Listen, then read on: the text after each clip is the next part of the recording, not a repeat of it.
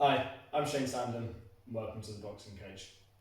In this video we're going to look at some of the most common mistakes with the rear hand. Straight rear hand is often referred to as a cross as well. The rear hand is the second most used punch in boxing and arguably one of the powerfulest and most common culprits for the knockouts in the ring.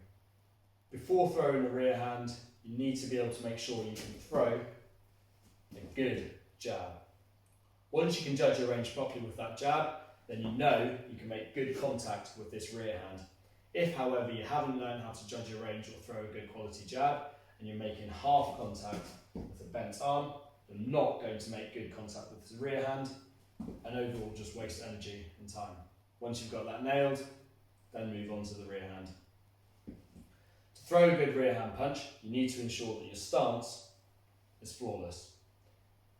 If you've got your feet in the wrong position, either too linear, too square on, or even pointing out in the wrong direction, you're never going to be able to engage your hip into your punch and therefore not get full reach and extension or full power. We're going to address these issues one by one. First mistake I'd like to discuss is not keeping your weight central when throwing your rear hand. Similar to the jab, often people will lean forward when throwing this punch. If you throw this punch and lean forward here, you're leaving yourself exposed and you're also taking your back leg out of any action to throw any powerfuler punches in your combination. Often people lean forward with this rear hand because they've just done it with the jab, leant forward with the jab there, taking their weight off this centre line, and then try to throw this rear hand as well. Finding that rear hand's not landing powerfully because they've completely eliminated this back leg and hip out of the equation. Keep your weight nice and central. If you're throwing a jab first, as I said, learn to throw that in isolation so that your weight stays nice and central, and then drive that rear hip into your shot. Bam, bam. Don't lean forwards and then try and throw that shot. If throwing the rear hand as an opener, so before you've even thrown that jab, make sure your range is adequate. Otherwise what will happen is your opponent will be too far out, you'll throw that, realise you're not going to make connection, and lean forwards with it, putting yourself off balance. Likewise with the jab, the last thing we want to do when throwing our rear hand is give any telegraphing signs. So, you don't want to have this elbow flaring out and then throwing that punch, nor do I want to drop this rear hand and then throw that shot. Another very common one you see is people pull that lead hand down and then throw that rear hand as well. Keep everything nice and secret with a good guard and just let it fly out without showing your opponent what's coming. Secondly, just coming back to flaring this elbow out, if I flare that elbow out once again, not only have I shown you what's coming, I've also minimised my power, taking my shoulder and weight out of that shot. I want to keep it nice and streamlined and extending, keeping my full body behind this shot the whole time, rotating at the very end. As always in boxing, no matter what you do, whether you take a step forward, throw a jab, rear hand, slip, duck, you always need to return back to a solid neutral stance. That also includes when you throw a punch, don't bring your hand down and back around, nor throw a punch and leave your hand down here. Everything has to return back to the guard in its quickest, most efficient way, obviously saving energy and also protecting yourself as effectively as possible. As we've said, when throwing the rear hand, you need to have a solid stance. If your stance is incorrect, you're not going to be able to engage this hip into your punches and therefore no power. Remember, all good punching comes from the hips. First reason that people might not be rotating this hip and getting full extension and rotation into that shot is because their back foot is pointing too far out.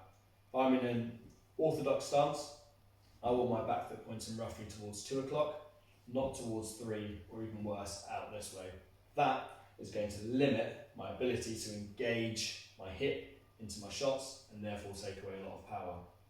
If I'm in a southpaw stance, I want my foot to be pointing roughly towards 10 o'clock, not towards 9 o'clock, or worse, back towards 8 or anywhere.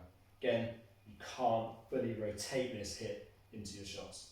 Secondly, standing with too wide a stance. You might feel firm and strong. This is a very common mistake I see, including in a lot of open class and elite boxers. If you bring that leg underneath your hip here, you're going to be able to engage this hip and get so much more power and even range in your shot, making it much, much more effective. If your foot's too far back behind, you can't engage this hip. Notice I've got a diagonal line here, not a parallel line, and therefore no power. And finally, having your feet too linear. So if my back foot is directly behind my front foot, one, I'm off balance from any lateral or bent arm shots from my opponent. But secondly, as we're discussing here with this rear hand shot, I can't get that rear hip straight in there. I still have a diagonal line. Bring your back foot round to the right ever so slightly if you're an orthodox, and to the left ever so slightly if you're in southpaw. This allows for a firmer stance so that you can stay nice and solid, but as well, it allows you to really engage that rear hip and drive that shot in nice and powerfully. Don't make the mistake though of bringing that foot round too far and standing very square on.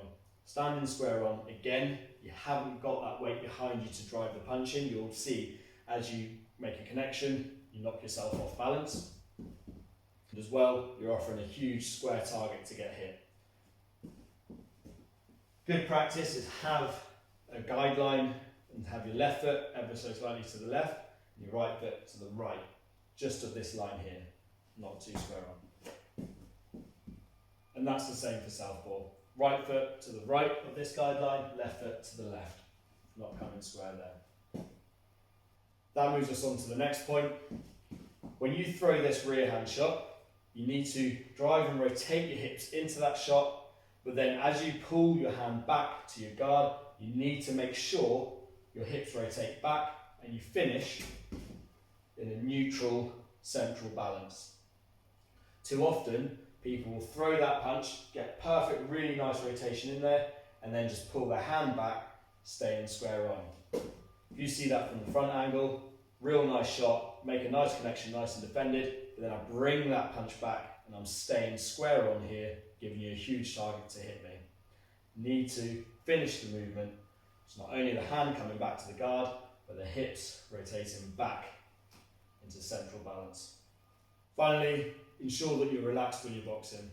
As always, relaxation is key. When you're relaxed, you're going to punch faster, harder, and also move more efficiently without burning too much energy. Just make sure that you are clenching your fists on impact and never hitting with an open, limp, and loose wrist. Obviously, avoiding injury and also inflicting most amount of weight and power behind your punches.